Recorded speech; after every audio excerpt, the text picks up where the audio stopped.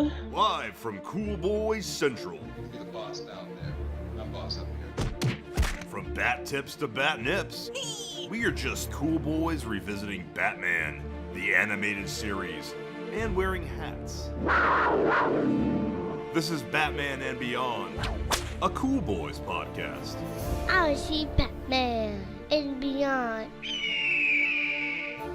Greetings, Cool Boy Nation. Or should I say, buenos dias. Hey. That's Spanish, Steve. Yeah, I learned a little bit. Un poquito. And I don't even know if that's right. I usually threw like words, like English words in there and added O at the end. I know. I'm that American. I'm pretty impressed. Because I'm Ballard. And I'm Steve. So good. No, you're supposed to say I say so cool. It's not so good. It's too long for you. Well, you said so it threw me off. Yeah, I'm saying for you. I'm directing you. I'm trying. Well, I don't like I'm being waiting for that directed. still. I get resistant. I'm still waiting for the I need it. All right. It's a power move. I know. Say it. I Say pulled it. Say it. Say Say Say yes. Thanks, Steve. I loved hearing that. I'm just gonna cut it. All right. So cool. Well, welcome to another installment of Batman and Beyond. What? Batman and Beyond. What? A Cool Boys podcast. What? We've been off the air for a little while, so I'd like to address that right off the bat. Little rusty? Yeah, I'm very rusty. I'm sorry, Steve. Well, yeah, because I've been away in a foreign land. I don't want to get too much into the name of the country. It begins with that's about all you need to know. We'll call it Valverde. And I've been essentially away, and I thought I was going to have access to Wi-Fi down there, but I wasn't allowed to have access to Wi-Fi down there, unfortunately. So we weren't able to do any episode recordings. And what does that mean exactly? Allowed? It's just mostly security issues, things like that. That's all. And trust issues? Yeah. The family down there just really, they like to keep everything in check, and it's, kind of strict rules, all that kind of stuff. Yeah, so, no Wi-Fi, no access to media, news, anything like that, no TVs. Well, it was interesting. It was almost like a getaway where you got to like kind of you spent money to go pretend to be like a third world a laborer and work in fields and stuff like that. It was kind of crazy. It was nice. Well, you really fucked over our audience. So I'm sorry. People were looking for more episodes, and well, I'm sorry. I had work. Our people. Well, I had. It was supposed to be about a week's worth of work down there, and I didn't earn the credits apparently needed. Credits? You went MIA, my friend. Like, I didn't hear anything. Well, I had no way of reaching out to anybody. I had no phone. I had nothing. This was and kind of crazy. And the only way to like. I thought you were dead. So Okay, so it was credits. You had to work hard every day to earn credits, and then the credits allowed you to pay for things like food that day, so you're able to get like maybe a piece of bread or like a tortilla or something along those lines, or some beans or some rice, and then if you earned enough credits, you were able to maybe get a flight home. The thing was, to be able to earn enough credits to get a flight home, you had to stop eating for like a few days to like save up credits, because you would use up most of your credits by the end of the day on your meals. And some people who worked really, really hard, and there were ways you can, wink, wink, work harder. They actually were able to get special rooms inside the house, which was kind of cool. But I didn't. I never was able to do that job, and I wasn't allowed to do the wink, wink. So I had to. I'm sure you could have found somebody to wink, wink with. And it's kind of a really rough, masculine world down there, Steve. I was actually kind of out of my element, to be honest. Oh, really? Well, anyways, I feel like we should try to talk about this off air. And, I would rather not talk about this on air. But yeah, so the Wi-Fi wasn't working, and I was unable to record episodes down there. And well, I missed my Batman, that's for sure. I missed you. and I was concerned. I missed you too. I missed you too. And I think our fans were concerned by the numerous emails of what the hell has happened to the show. Yeah, there were a couple. Yeah, everything's fine. I'm back up here, and everything's safe, and nothing to worry about. No issues. Just it was kind of like just treated like a retreat. It was a wonderful retreat that I came back home from. Thank God. Wow. I'm glad it's just part of your sobriety. Yes, yes, absolutely. All right. It's definitely part of my sobriety. All right, let's get going. Okay, well, tonight's episode is The Demon's Quest, Part 1. Woo-woo! Directed by Kevin Altieri and written by Denny O'Neil. Yeah. This episode aired May 3rd, 1993, and this week's villain is Ra's al Ghul, Ra's al Ghul. Now it's like definitive. Like you were arguing at this earlier. I've always known it's Ra's in this show, and it's Ra's in the movie Batman Begins, and I think The Dark Knight Rises when they refer to him. Yeah. Yeah. Because they we're even say watching in this Batman goddamn Begins, show, so that's what you. Yeah, but in Batman Begins, who the fuck cares Batman about Begins Batman Begins? I This care is about Batman fucking Begins. Batman the Animated Series, which was what they stole from. What I'm saying is I don't fucking care, man. It's Ra's al Ghul, and that's where you That's where you go with. That's what you go with. It's true. It's true.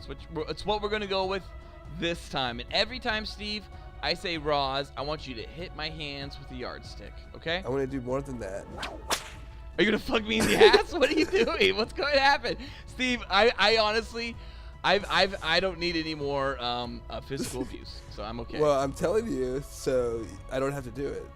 You know. Yay! All right. Wikipedia says when Robin is mysteriously abducted from his college campus, Batman begins a fruitless search. I did have one note on this one. You're just gonna dive in. Well, I'm rusty. You mentioned Dennis O'Neil. I'm rusty. You mentioned Dennis O'Neil, and he wrote the comic book. I said Denny O'Neil is what I actually said. What? I said Denny O'Neil. Well, I think it's Dennis, isn't it? I think Denny is what his friends call him. Oh, okay. And you're obviously not a friend. So I'm obviously a friend. I thought, so I'm pretty sure this is based off of. I think Dennis O'Neil was the writer who originally introduced Ra's al Ghul into. You might be right. To the comic book. Might be right. You might be wrong, but you might be right. I think the Wikipedia might tell us in a second too. We'll see. Oh, so I'd rather say that. Batman begins a fruitless search until he's astounded by the sudden appearance in the Batcave of Ra's al Ghul. Ra's quickly reveals that his daughter, Talia, has been abducted under circumstances similar to Robin's. To Robin's. Circumstances similar to Robin's, suggesting that the same people are responsible. So begins an uneasy truce between Batman and the Demon. Except they refer to him as the Demon's head, don't they? Not the Demon. They don't refer to him as the Demon in the show. Yeah, I don't think so. Interesting. Well, Wikipedia, way to go. You did us wrong again. Steve, there's a note here. This is a direct adaptation of Daughter of the Demon from Batman number 232, June 1971, and The Demon Lives Again, Batman number 244, September 1972, both by Denny O'Neil and Neil Adams. There we go. They are famous for introducing one of Batman's deadlier foes, Ra's al Ghul, father of Talia. And Dennis O'Neil has written a few other episodes of this series, I believe. I think you're right, yeah. I mean, just like Len Wein. I mean, they do pull, from great sources. That's awesome. Like actual comic writers. And this one is also, Len Wein also did the story on this one. Nope, he did the story for part 2 only. He did the teleplay and the story for part 2, but he was not involved in part 1. So good. So cool. I was excited by this episode just in the fact that it started off without a title card. Yeah, a cold open. A 90-second cold open that involves Robin's kidnapping. Yeah, you know, I guess that could be the first act, but this is more like a little tease. But this is a prologue, if anything. This is not the first act. This is the prologue. And the then first act is just so jam packed. It's just like so. Of this episode? Yeah, it is. Oh my god. That's why I was saying that maybe this could be considered the first part. Yeah, I guess the first act. No, this would still structurally, regardless, be referred to as the prologue or the cold open. But it just being Robin's kidnapping is so cinematic. They have never done anything like this in 60 episodes. This is the first time anything like this. They've had animated title cards before with the Laughing Fish and Heart of Ice.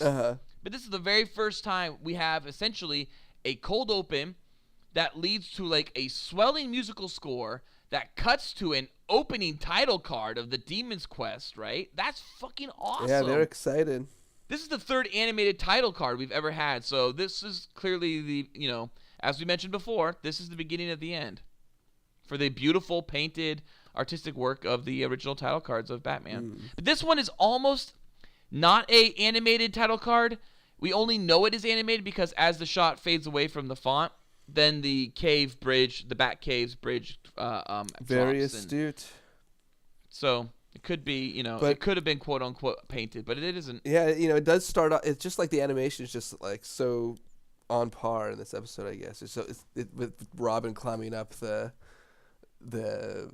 dormitory in the rain and everything. All the blacks. Yeah, the black on black. black. All that black space they didn't even animate. Oh, that's amazing. Yeah, they didn't. They just left that. That's just paper. They just did not color in. It's fucking great. But yep. So I like how it just does the quick title card and then jumps to like a few days later. Batman is a nervous father, hasn't heard from Robin for 2 days. But what's important here, Steve, is when Batman gets back, Alfred's all like, hey, I've been sitting on this letter for like a few hours. Here you go. And then, of course, as soon as like Batman opens the letter, it's like a ransom note to like mail. I mean, if you're his butler, of course you read his fucking mail. I don't think so. He has privacy. Have you not seen The Dark Knight? Michael Caine opens up Bruce's mail from from once Katie, again, Katie Holmes, or not Katie Holmes. Going Rachel off of Rachel Dratch, whatever her name is. Maggie Gyllenhaal, right? And Rachel, her name's just Rachel, and he reads it, and he's like, "Oh, Bruce, you shouldn't read this. This is actually not good for you. We'll put that away for another day." Yeah, that's what a butler should do. And they call Raish Raw, so you have no. I have an issue here also. I feel like Alfred was maybe sitting on that letter for like 3 days and just remembered that he had it, and it was like, "Oh yeah, I had these for a few hours. Sorry." It's only been like literally since Robin went missing that this letter showed up, and I haven't given it to you. I think that they just like Ra's al Ghul just hand delivered it to Alfred, and then it stood in the shadows. That's how. Here's this letter, and then he just like walked away. And Alfred. Do you think Ra's put on a little courier cap and it was like, telegram, sir? Like as they opened the door. Or he had his manservant do it like that. Ubu? He'd come out with a little hat, handed it. So Ubu's a dick. So would Ubu just immediately like shove Alfred over and like so that Alfred like broke his jaw against the wooden oak door or whatever the fuck? Well, that's only if you try to walk in front of Raish. Walk in front of him. Yeah, I love how they set that up. And if you watch the episode back, it's true for every circumstance except the one that tips off Batman, which we can get to in a little bit. Mm-hmm. So Ra's al Ghul shows up, the Demon's Head, right? Voiced by David Warner. Amazing. Teenage Mutant Ninja Turtles: Secret of the Ooze. He shows up and he's all like, "Hey, it happened the same night as my daughter got kidnapped. Here's a photo of my daughter and Robin," which looks like really like a sexy pose. It's kind of awkward. It's like they like position them in spooning position. Perfect. It's getting Batman a little upset. Like, what's going on there? Honestly, I am sure that they're like major crimes units and like special victims units right now that could be listening to this and going, actually, most of the time they are positioned in sexual poses. Well, sorry, we don't know that. You say it. We don't know that. Tell it, Mike. But I want to point out is that while looking at this black and white photo, Batman's all like, "I know exactly where they are. See this rope? This is Calcutta rope." He can tell from the fucking photo that's black and white that this is Calcutta rope. Yeah, for sure. This is rope that has been designed by twine only grown in Calcutta. I thought that was amazing. Well, he's the world's greatest detective. That's what He is. He absolutely is. Ra's al Ghul was like, what? Oh yeah, this guy can fuck my daughter.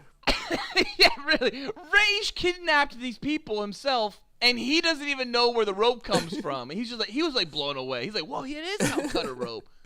Jesus you Christ. Are. I was just gonna say, look at something in the background.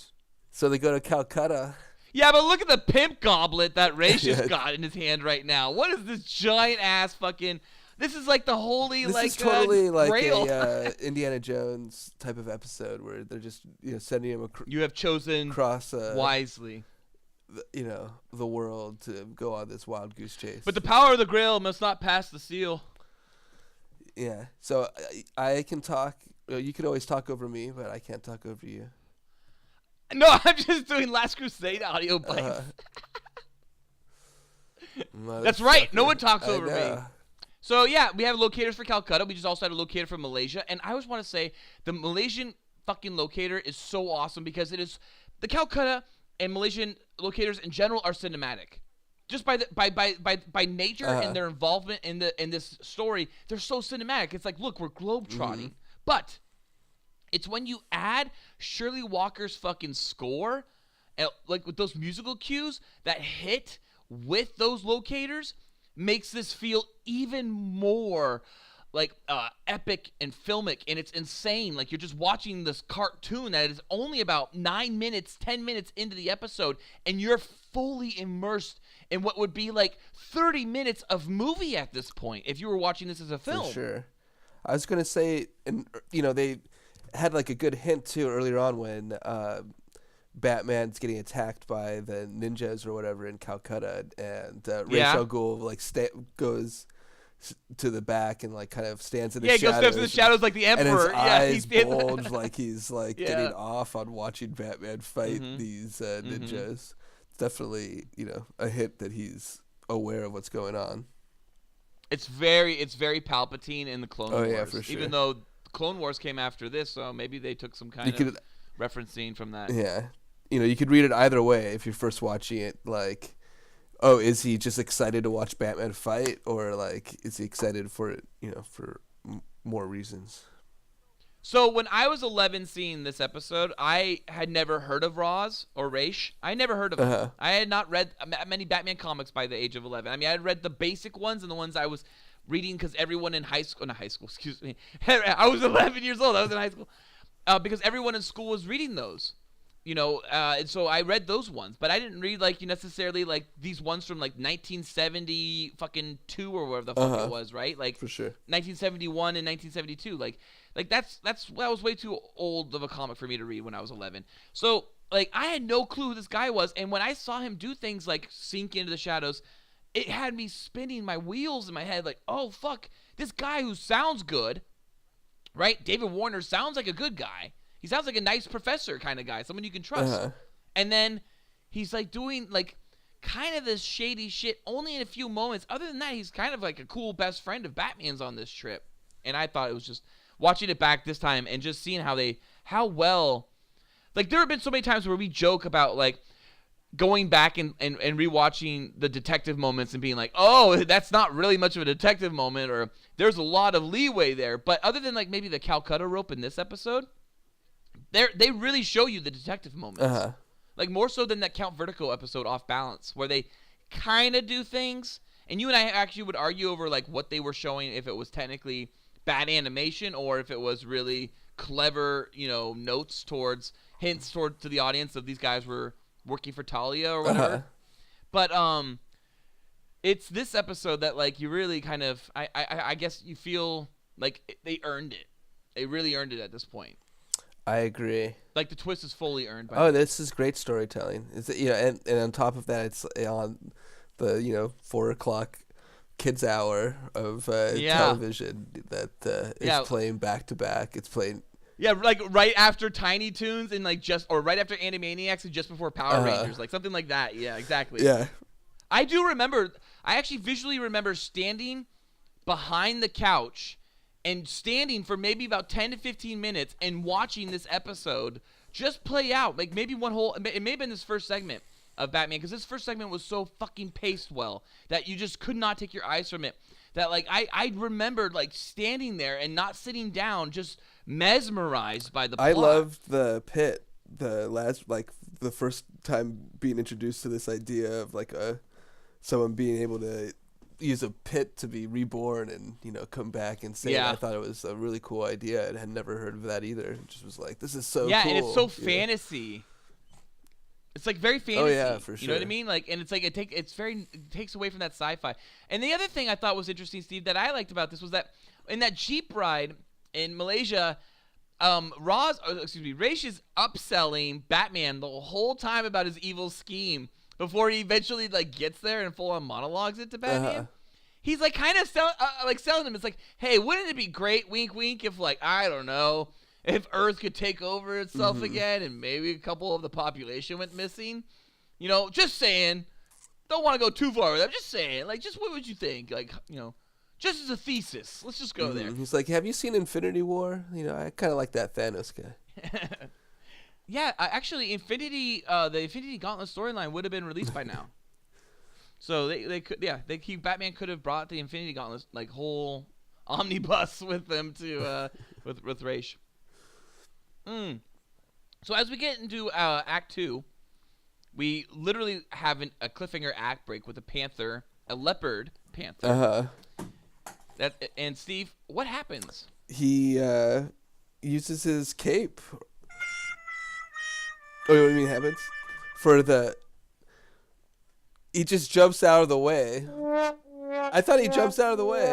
No, the first thing you see when it comes back. So when you go to break, it's a panther, jumping onto Batman. And then when it cuts back from break, it just slashes at him and scratches him a little bit or something like that. And so it was like the weirdest, like, that's the moment you made the cut, like just in midair for no reason. It didn't play out right. But yeah, he gets him eventually and like isolates him. I love when Batman fights cats. I love the characters that are fighting Batman when Batman comes to rescue Robin. They literally look like Batman with like Fu Manchu mustaches on. They do, and to get there, it's like this crazy Uncharted, it's like awesome. whole set piece where he like jumps out of a plane, a rocket launcher takes out the helicopter or whatever.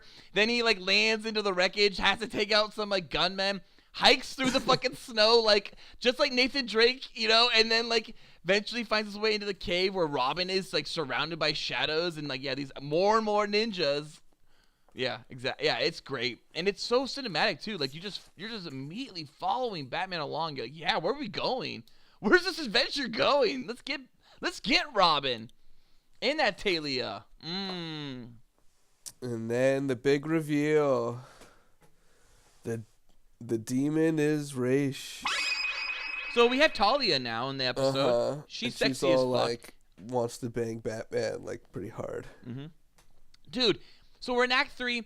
She shows up. She flicks her hair at both Batman and Robin, and both Batman and Robin both flinch. They're both like, but they flinch from their crotches. They're like, whoa! It's like Wayne and Garth like doing this swing. It's the weirdest animation. I don't understand it. And then Batman's like, let's get out of here, Robin. And Robin says something along the lines of like, well, if you say so, though, it was just starting to get interesting. Like maybe we both can marry Talia? He's pretty dumbfounded by like what's going on. He's like, who are these people? What, you know these people? Well, Talia is also like incredibly sexy and way too like scantily dressed for this like the scenario. I know. In. She's wearing she's in, a cutaway. Nepal. Yeah, She's in snowy Nepal right now, and she's just in a cave. Everyone else is dressed head to toe, Steve, and she's like wearing like a dress with slits on both sides. Full midriff exposure, and like a bra. With a huge Power Girl circle cut out, like in the middle.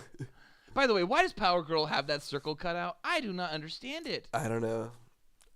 It's talked about in some comic where it's like, I think she says, it's like, it's either something along the lines of it's a distraction, or it's like kind of like Batman, or if I'm not mistaken, or if it's something like more like, why not? Why can't I do it? I'm a woman and I should be able to flaunt what I want or something Written like that. by some It just male sounds writer. like a guy.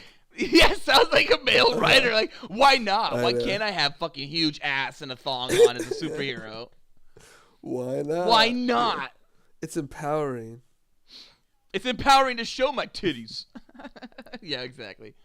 Well, this is truly like an infatuating episode. Oh, it's great. And I love how it comes to a point where just Ra's drops to the ground, and like this is where they drop the bomb on you about Lazarus Pits. They keep hinting at it because they're like saying how old he is. For sure, and he's been like coughing And he's sick this whole time. So it's like, Super why sick. do they have to wait for so long? But I loved it. I thought this was a great ending to this episode. I remember being excited to see what happened in the next episode. You know what's weird though? It's just I don't want to detract from the episode, but what's weird is Ubu is so absent when it comes to like dropping Ra's into the pit. It's kind of like you would think that like Ubu's been so careful about Ra's this whole episode. But he's like trying to choose Batman to be his successor. So maybe this is all part of his ploy. Like he instructed Ubu to let Batman that's for do sure, this maybe or something, because Yeah. he's the one that's doing the chain or whatever, pumping the. Yeah, he's like he's running the crank. Well, yeah, because they have to. He's the strong man. He's the only one that's gonna be able to do that. I do like that. Robin at no point expresses any like issue that this might kill Ra's at any point. But as soon as Ra's is submerged, maybe a second or two goes by, and Robin immediately goes, "We killed him!" and you're like, "Wait, it's like a second went by, Robin. Chill the fuck out." I love the graphic. We have no idea what happened. When he comes back, it's total demon. Dude, when Ra's lazzes out, like, that's fucking insane. His lazzing out and, like, just grabbing his daughter and, like, holding her over the cliff and, like, shaking her. Like, I'm gonna fucking throw her in. And we haven't had it set up yet, I think, in this episode, that if you're thrown in the pit fully, with full of life, that's mentioned next week. So in next week's episode, we'll hear that. I think he's saying, but like, that's as not the in this one. cliffhanger, like, you'll die. Isn't that like what Ubu says or something? No, I don't think Ubu has a chance to say anything at this end. Yeah, Ubu says that at the very beginning of next week's episode, but he does not say it during this episode at all. The only thing he does is, as Ra's lifts her up, Batman charges he's just in. laughing. He kicks Batman over, and then it just ends on him laughing. He kind of looks like the Joker. That's about it. He does. Well, it's very similar animation for sure. And yeah, that's that. And that to be continued. It's like fucking wow. Yeah, you've got me. I will be there next week, 4 p.m. Channel 2. This was definitely, to me, one of the best 2-part episodes that they've done. Yes. So, this is 5 out of 5 boys for me. Oh, for sure. It's 5 out of 5 for me as well. And I don't need to explain any further literally why, but I'll explain why I like it from a perspective that you've provided over the course of this series. We've talked about all these shows. So one of Steve's biggest problems with part 1s and part 2s, one of the episodes falls flat usually. If it's a really good 2-parter, one of those episodes for Steve usually falls flat, and it's because they have less needed material and they have too much time to fill. And so this is the first time that I definitely felt that this was just jam-packed. Oh, for sure. There was no weakness in the narrative. There was no downtime. Yeah, they didn't pad it out to make it into 2 episodes. Yeah, exactly. This was a great episode, and then just the way it was written and the direction, it felt like you've said before, like we were watching a movie. And I think that's just also comes with experience. This is like the 61st episode. This is the 60th episode. So that's a lot of episodes for them to be working on. So this is obviously them kind of perfecting their art, I think, on this. Mm-hmm. This is a high mark. Yes, absolutely. And I think it is for a lot of people who grew up on this show. I think most people felt like this episode was maybe the changing point for them. If not at least, like, here's the thing. I have a question for you, Steve. Which episode or 2-parter do you prefer? Robin's Reckoning, right? Yeah. The one that actually won the Emmy. It's a good one. Or The Demon's Quest. And I think maybe we could answer this next week, actually, if you really want to. But unless you have an answer when you want to give right now. That would be the only other 2-parter that I'm like super in love with. I also, I guess, like Feet of Clay. I think that's also a really good 2-parter episode. Yeah, but I thought you even said that Feet of Clay had like stalling moments for in sure. part 2. It felt more padded out. I would say in terms Yeah. of storytelling, I think that Demon's Quest would be my favorite watching it now. But when I was what I remember most of the series, I think, is Robin's Reckoning as one of the episodes that like had an impact on me as like a kid. So as a kid, it was for me. It was the Demon's Quest. I loved Robin's Reckoning. I mean, that was very influential for me as what I considered the Batman animated series. It made me want every episode to have Robin in it. Honestly, as 11-year-old baby boy Ballard. But Demon's Quest was so major for me. It was game changing for me. It was like, oh, fuck, this is smart writing. This is globetrotting. This is massive action set pieces. And I had Robin, and I had like new characters or characters that were hinted only a few episodes ago that I didn't even realize were going to be bigger characters. Like when I saw Talia al Ghul back in Off Balance, I had no fucking clue she was going to be like Ra's al Ghul's daughter, and who's the head of the Society of Shadows and all that shit. Like, it's fucking. It was. By the way, they never mentioned Society of Shadows in this, did they? I don't think so. They never. No, they never mentioned it by name, which I thought was kind of odd. All right, well, great bat stuff, Steve. Cool Boy Nation, tune in next week, not next month. Same Cool Bat time, same Cool Bat channel. What?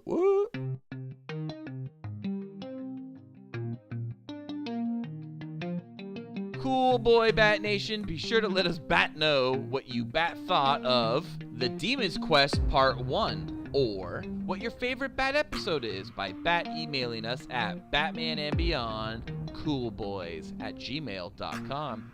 New episodes come out every Tuesday. Also, please check out our other great Cool Boy Central content with the Cool Boys podcast on iTunes, SoundCloud, Google Play, and Patreon. Also, donate to us on Patreon. It only costs $1, and you will receive special access to content too hot to air. You can find the Cool Boys on Patreon at www.patreon.com/coolboyspodcast. Thank you for listening. Stay cool, Cool Boy Bat Nation. Until next time, it's Bizees from Bat Ballard. And that's Bizees from Bat Steve. So cool. Batman and beyond. Oh yeah. Batman and beyond. Oh,